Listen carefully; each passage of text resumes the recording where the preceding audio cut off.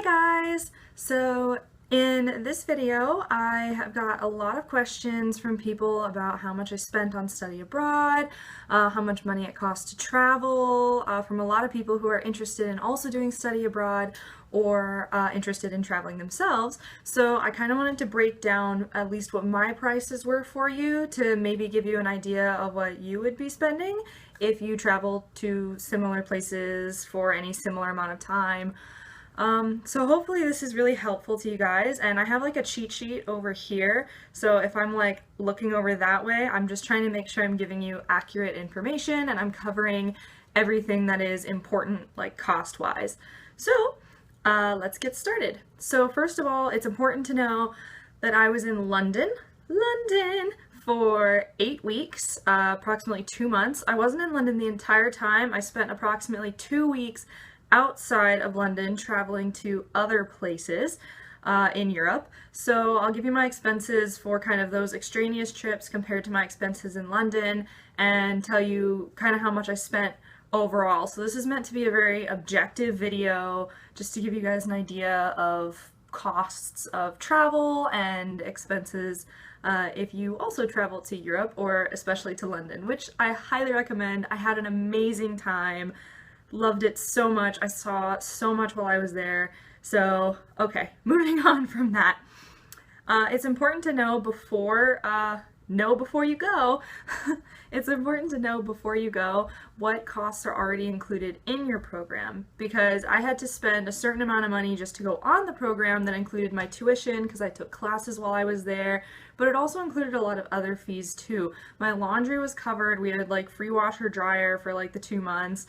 And some meals, I couldn't have most of them though, so I ended up pretty much paying my way in meals. But a lot of things my trip covered, and you should know what you are and aren't going to have to pay for before you go, obviously. So, first of all, I left on the trip with about $13,000 in spending money.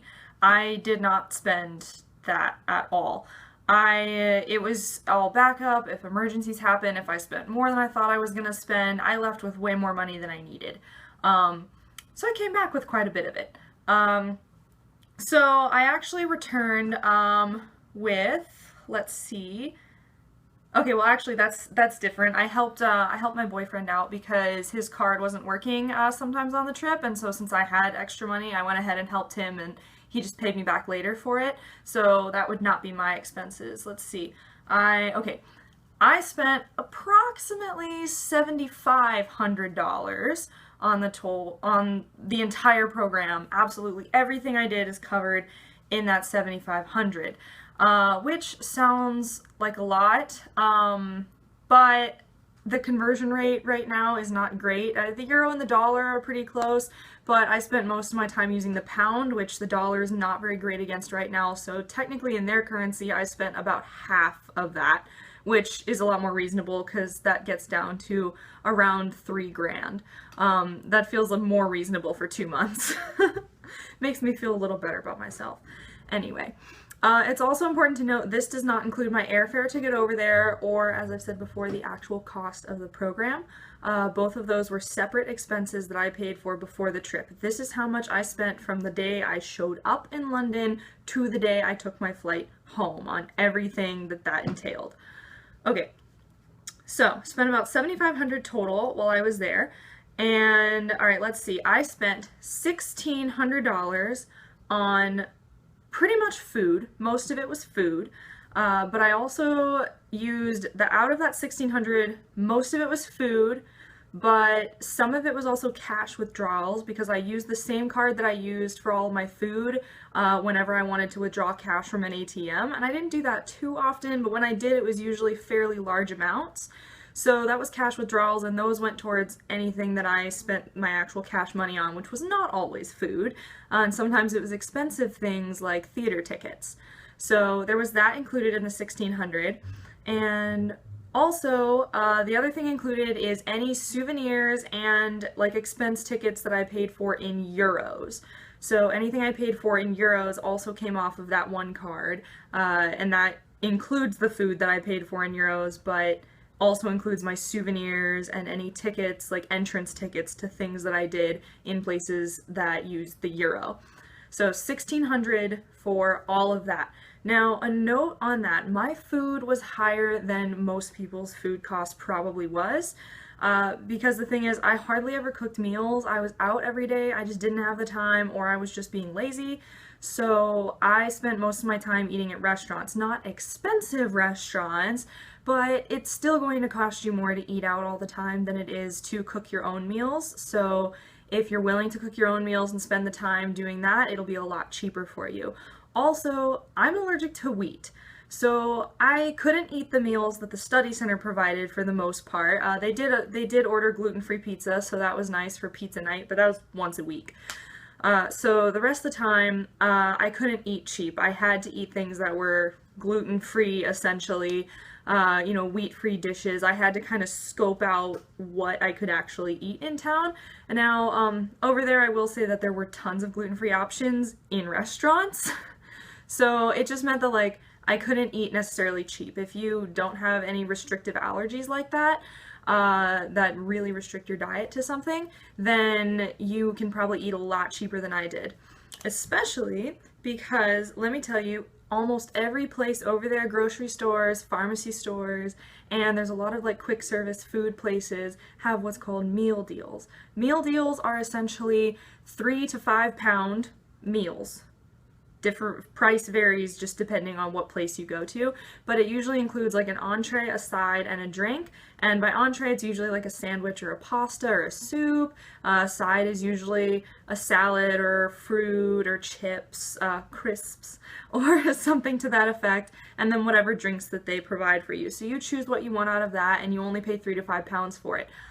I couldn't eat the meal deals at all because the entree was sandwiches or pasta. It was always wheat. So if you can eat the meal deals, your grocery bill is going to be significantly lower than mine was. So you'll spend a lot less on food if you eat cheap like that. And those are fast on-the-go places too. I just didn't have that option just because of my diet. So you can go a lot cheaper than I did on food, but ultimately, message about food, I spent $1,600 on it, and that includes some other costs, but not anything else major. Boom, there we go. Moving on. I also saw 10 West End shows, and 2 shows at the Globe Theater. But the thing about that is three of those shows were included in my program tuition, so I didn't pay for those out of pocket, and the 2 Globe shows were also included, so I paid for 7 West End shows.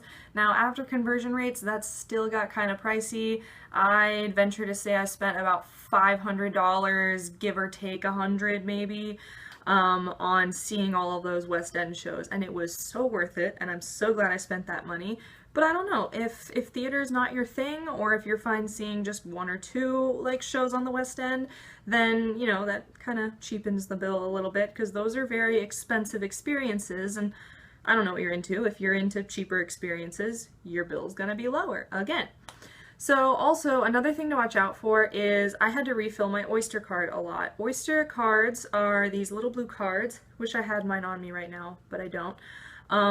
And they're your transport card. You load it up with cash and you tap it to use the tube, or you tap it to use the bus, or just the general transport systems like that. But I mean, obviously you're putting the money on it, so it runs low and you have to refill it, and then it runs low and you have to refill it. So every time I refilled my Oyster card, I started out putting on I put 30 pounds on it at the beginning of the trip, and at the end of the trip, I knew I was getting close to leaving, so I'd only put 5 pounds on, or just enough to get through what I was doing that day. The thing about that is your transportation cost is significantly cheaper if you walk most places, which I would say I walked most places, but I did use transport a fair amount also. Also, the buses are cheaper than the underground, but the underground can be faster most times because the buses obviously run into the overground traffic. So you have a little trade-off there, and you kind of, really with transportation, you just have to decide how much money your time is worth. You know, if you can walk to a place, walk to it. If you can wait a little while, maybe take the bus and get there cheaper. If you need to be there right now, or if you don't have a ton of time, or you really want to get a bunch of stuff done that day and see a bunch of sites, then take the Underground. It's not super expensive. There's a flat rate for traveling in Zone 1. London is like built in like these zones. So it's a flat rate for traveling in Zone 1, and it's not that expensive, but the bus is cheaper. I'll tell you that. I use the Underground most of the time. If I wasn't walking, I was on the Underground. I rarely used a bus, so I'm sure that that costed me in the end. I have no idea how much I spent on transport. I apologize for that. I really don't. I was refilling my Oyster card so often that I don't have a way of keeping track of how much I spent. I'm sure it wasn't more than like a couple hundred. I mean, that's after conversion rates. You guys have to understand the conversion rate was not good for me. It was better for me than it was for people in the past, because the dollar is kind of getting better against the pound, or at least it has been this year, but that's still not good. The pound was still almost twice as much as the dollar. So, US dollar. Moving on. Okay, so traveling expenses out of London. I spent $1,100 on hostels and transportation for a trip out of London that included 3 days and 3 nights in Paris, 1 day and 1 night in Amsterdam, and 1 day and 1 night in Brussels. So that includes everything. That is the train rides I took to get from London to those places and back again, the trains between the cities, my hostels. That is $1,100 is what I paid to do all of that, basically a week-long trip to visit all of those places. So that's just how much it costed me. Let me tell you, planes are much cheaper than trains if you take Ryanair or EasyJet. I can't personally recommend EasyJet. I've just heard that they're good, but Ryanair I flew with, and they're wonderful. It's a cheap flight. Don't expect like service on the aisle and like super comfy, cushy seats or whatever, but I had a good time. It was a nice flight for the hour or 2 hours that we were on the plane. So they're a reliable company, and flying is definitely cheaper than taking the train, but sometimes it's kind of a must to take the train. So the trains can get expensive though, and I think that's what costed me most in that $1,100 was that. But that was my hostels too for the night. I stayed in hostels and not hotels, which will save you a bit of money most of the time, but you also have to understand they don't come with the quality that a hotel does. So again, it's, you know, quality over price, and you kind of have to decide. And the thing with hostels is you really need to make sure you check those Google reviews and decide if that hostel, or TripAdvisor too is a lifesaver, and decide if the hostel that you're staying at is going to be a good one or one that everybody hates, it's not very secure, whatever. I stayed at pretty good hostels overall, but it's because I did a bunch of review checking online beforehand and I picked good hostels in the first place. But they saved me a lot of money staying at those for sure. Moving on, another trip that I did, my other week trip, I spent $500 for a week trip on hostels and flights. Notice the difference, flights versus trains, for 4 days and 3 nights in Ireland and 3 days and 3 nights in Scotland. So significantly cheaper than the other one. Ireland is obviously going to be a lot cheaper than Scotland or, you know, England, because they use a different currency. They're on the euro, they're not on the British pound. So everything I did there was much cheaper. But the hostels there, I think in those places were also a lot cheaper. Part of this is the rooms that I chose. In Ireland and in Scotland, I stayed in a 16 like co-person room and an 8 co-ed person room. And so those rooms are going to be a lot cheaper than the rooms I stayed in on my other trip. My other trip, I took trains and I stayed in rooms that were 2-person occupancy. That spikes up the price quite a bit higher. So, you know, you just got to think about it. I learned that the 16-person I wouldn't do again no matter how cheap it was, unless I was really in an emergency for a place to stay. it just wasn't for me. I was very uncomfortable in that situation. The 8-person though, I did just fine. That's half the people. And also the bathrooms in that particular hostel were a lot better. So that's a little off, that's a little sidetracked from money and stuff. But, you know, it can save you money if you take like the larger occupancies in hostels versus if you do a hotel or if you do small groups in hostels together. Yeah. Okay, so moving on from that, after conversion rates, souvenirs. I spend so much money on souvenirs. After conversion rates, I spent $1,300 on souvenirs. That sounds really bad, but again, that's after conversion rate, so technically I spent half that. Also, you should know that that includes a hair straightener that I bought when I was over there, so I wouldn't burn out my American one, a wall adapter, and some very expensive Lilliput Lane collectibles that my mom wanted for her collection. So that costed me like almost $200 on its own right there, and then the hair straightener was like 50 pounds, which is going to be even more when it's converted back to the dollar. And so yeah, roughly, and I was there for 2 months. You don't understand how much stuff you can do and see and want to buy in 2 months, okay? So yeah, I spent a lot on souvenirs. If you buy less than me, if you are a little more conservative and can save your money a little bit, then you don't have to buy as much stuff. But I was like, hey, YOLO, and I spent all the money. Anyway, so the next thing is I also spent an unknown amount of money on tickets to experiences. There's entrance fees to a lot of stuff, and you know, some of them can be cheap, but it depends on what you're doing. So some of the things that I did that I had to pay entrance fees for was I went to Disneyland Paris, I did the Doctor Who experience in Cardiff, I visited the Tower of London, I took city tours in all the cities that I visited, and various other things. Point is, there's entrance fees for doing fun stuff. But if I had to nail down an amount, I would say it probably costed me about $500 US, but that's a really rough estimate. I could possibly be very off on that. I'm just kind of guessing because most of this stuff was fairly cheap. Most of it was like 10 to 20 pounds to do. And really, aside from like Disneyland and like Doctor Who, it was all pretty low, especially with student discounts. Student discounts will be your friend. If you have a student ID card, an international student ID card, so this works best for study abroad students, but if you have an international student ID card, so many places offer student discounts. Never be afraid to ask for student discounts. That will save you a lot of money as well. Most of my student discounts took off like half the price of what I was buying, and it was wonderful.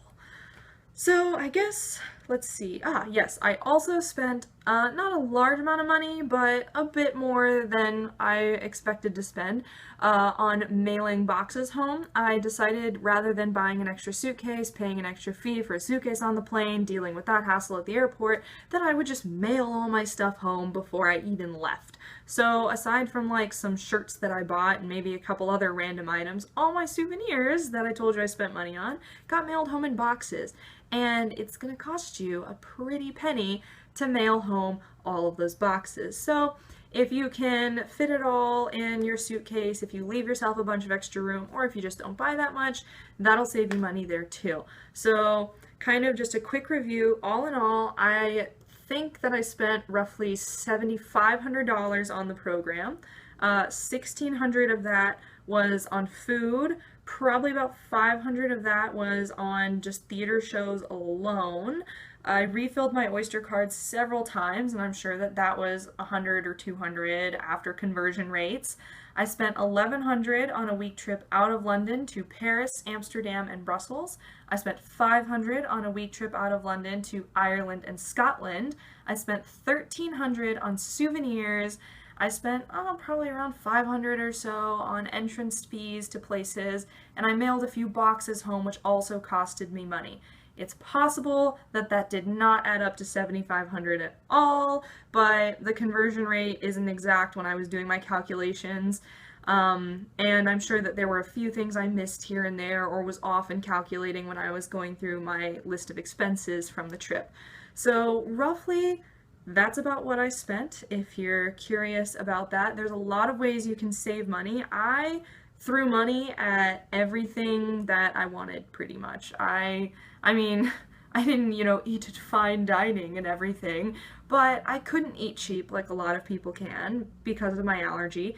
And I mean, overall, like, if I wanted to do something, if I wanted to buy something, I just kind of went for it because, like, I don't know if I'm ever going to get to go back to Europe. I would absolutely love to. It's a fantastic place.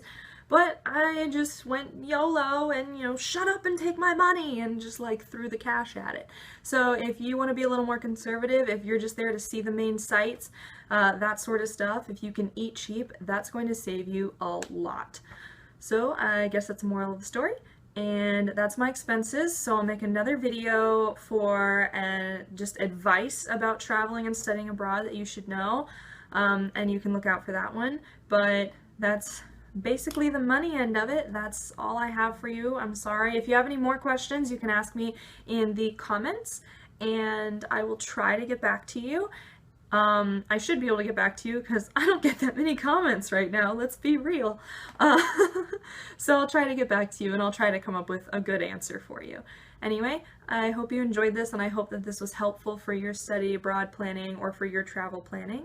I'm so sorry about that. My alarm went off and my phone just like froze, so just ignore that little glitch that like I'm probably gonna cut, but it'll look like jumpy. Anyway.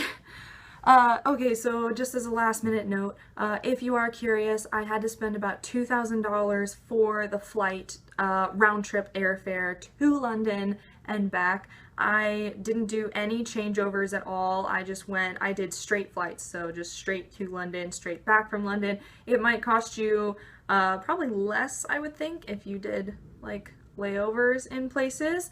It depends on the airport, time of year, how early you buy the tickets, all that stuff. I spent about $2,000 on airfare.